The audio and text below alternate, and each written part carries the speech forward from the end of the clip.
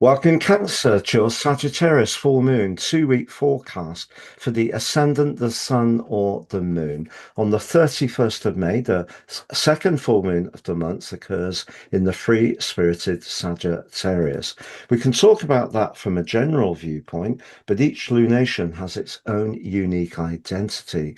On the screen is this event, but from a purely Cancer viewpoint. I'm going to unpack this for you and all the planetary influences beyond the full moon itself. At the end of the video, Cancer, you have a clearer picture of what's upcoming over the next fortnight in terms of your energy, work, relationships, or finances. I'm astrologer Patrick Arundel. A very warm welcome. If you've yet to subscribe to my channel, please do so now to help it to continue to thrive.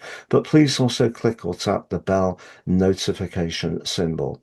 In practical terms, a sixth house full moon opposing a 12th house sun creates a tension between practicalities and their emotional dimension, the moon, and the more inner part of our situation, which can be to do with the more psychological, emotional, and spiritual side of ourselves. The sun and the moon in a full moon are competing. The moon being your ruler means that all lunations have an extra added dimension to them for you. But the sixth house energy is a great time for you to think about if some of the routine parts of life have slipped a bit. It may be your household maintenance, being up to date with the chores, just feeling that things are working efficiently. It may be you want to use the more virtuous energy of the sixth house and the knowledge that Sagittarius seeks to learn more about what you're eating, drinking, and the exercise you're getting, so it can be productive in that way. Where there can be challenges is that the sign of Sagittarius can expand and at its worst exaggerate. And because the sixth house is about precision, the two don't go together particularly well. So when it comes to your professional situation over the next 2 weeks, particularly now Uranus is in your 12th house, if you are feeling a bit on edge and maybe a little bit stressed, it's important not to let the detail of things just slip by, because it may be that someone's going to scrutinize your performance and pick holes in what you do, because of the collective in the sign of Gemini is your 12th house, which in traditional astrology can be secret opposition. So just be conscious of that. But there are some other planetary influences on this event.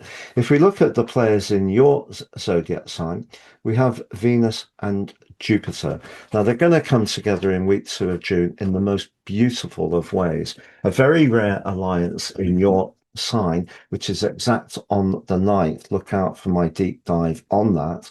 But on this event, Saturn in the part of your chart to do with your connection to authority, the expectations of an organization. It may be someone has a particular way of doing things, and Venus and Jupiter in your own sign are encouraging you to be more in touch with your individuality. But that could be the tension point. If you're wanting to do things your way, that Saturnian energy is someone who wants you to fit the mold. And that could create that sixth, 12th house energy of someone being very scrutinizing of your work, but also being perhaps a little bit picky about what you do and how you do it. The other thing that you could notice over the next 2 weeks is if you are feeling a bit drained, it may be that you can be more virtuous around exercise, sleep, nutrition, and so forth. But maybe it is because you're going through something at the moment which is affecting you in a more emotional way. So you could be drawing down some energies that need to be resolved. Now, there are opportunities, but just to say on the actual event, because Mars, the planet of passion and desire, is in an exact quincunx with the moon, if we think moon is receptive, nurturing, caring, Mars is in patient, potentially, very much about action, it's possible that your desire, perhaps to go with what you feel is right for the 11th house, can be our higher purpose, is seeing you a bit bored with the routine, or details of something that feels like it's a bit of a drudge, and there may be part of you that wants to do something much more exciting. But also be aware that Mars is just emerging from a bruising encounter with Pluto. And possibly even within yourself, as May has come to a close, you've been feeling a bit unsettled about how you're earning money or who you're earning money with, because Mars is in a part of your chart that's more idealistic. But the sign of Taurus can be about money, and Pluto can be about shared resources. In a more inspirational way, with Neptune right at the top of your chart, in a very strong link with Uranus, if you are wanting to do something that's more to do with healing, nurture, and using your insights to guide other people, it's a very fine time for you. But that could see you finding it more difficult to sit into some kind of formulaic expectation. Also, the Sun is in a very strong link with Saturn. So if you're someone who's actually very happy working behind the scenes, you know what you need to do, and you go about doing it in a very productive way. Actually, with the Sun and the paths of fortune well aligned, it can be good for your financial situation. So full moons can throw up challenges. They create tension because the king and the queen of the sky, the king, the sun, and the moon, the queen, basically have very different instincts, and they're competing for dominance. They're in opposition. So that's why some energy could come up, including, to be honest, with Uranus in the T square with the nodal axis. And again, because that north node is urging you to stay in touch with your spiritual purpose, uh, and it's a very instinctive thing, and that's being challenged by that restless vibe of Uranus. So this could be a time over the next 2 weeks, if you're really not enjoying what you're doing, you could decide to spin out. And with that alliance of Venus and Jupiter from the second week of June, and the arrival of Mercury in your sign on the 1st of June, some kind of new beginning could really appeal to you. But that could mean that something you have been doing comes to an end.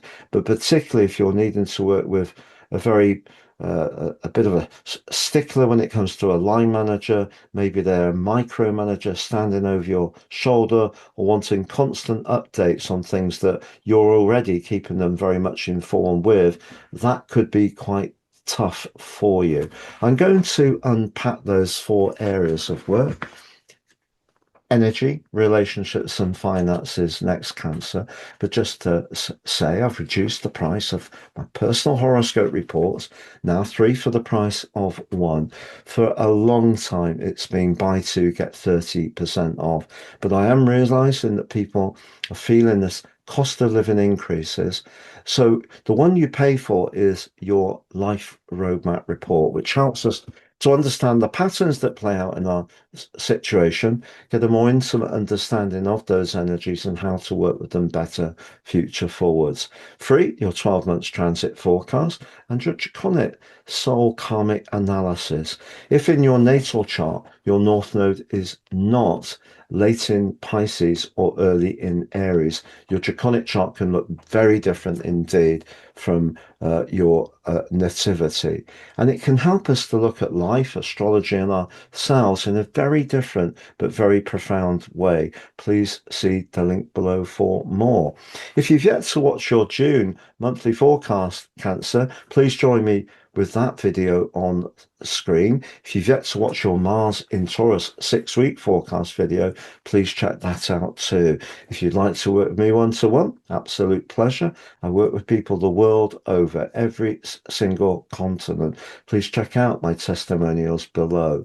And if you've yet to take advantage of my free daily written horoscope fired to your device each morning, you can sign up below, get your early day celestial pit stop. And just to say, people can be very sniffy about daily horoscopes, particularly people who are really into natal astrology.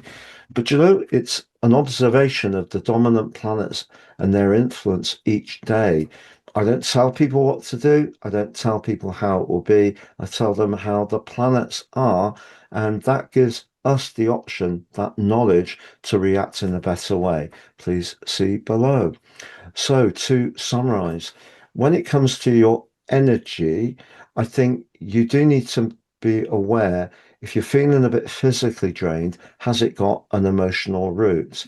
On the other hand, if you feel that your physical energy is quite good, but you feel bored or restless and not really enjoying what you're doing now, something may be out of alignment, and that can have an impact on your vitality. When it comes to your work situation, if you're doing something behind the scenes where you're left alone and you can get on with that work and work patiently in a way which is helpful to others, particularly anything to do with a nurturing role, I think you're not going to feel this event so keenly. But if you do work in an organization where there's a lot of pressure, a lot of expectations, you really may think about over the next 2 weeks of whether you want to continue in that role or not. And as far as your finances are concerned, with Venus and Jupiter about to come into a fabulous conjunction in the second week of June, that can be very lucky. But what I would say is that part of fortune and Pluto in that eighth house, they both link back to Uranus and the Sun. So if you're quite happy doing that deep role, finance is pretty good. If, however, you're buying a property or renting somewhere that you are finding those cost of life increases challenging, I think Venus's square with Saturn can really amplify that. However, as far as your romantic situation is concerned, I think that Mars in the 11th house, if you are single, suggests connecting with people, but just at a time when you're feeling a little bit more meditative. So Mercury moving into your sign at the start of June will help that, but it's really going to be when the Sun returns to you on the 21st that I think your desire to interact more in a more outward way will pick up. And in fact, week 3 of June could be very lively in that regard indeed. Have a great full moon, Cancer. Thank you for joining me. All the best and see you again soon.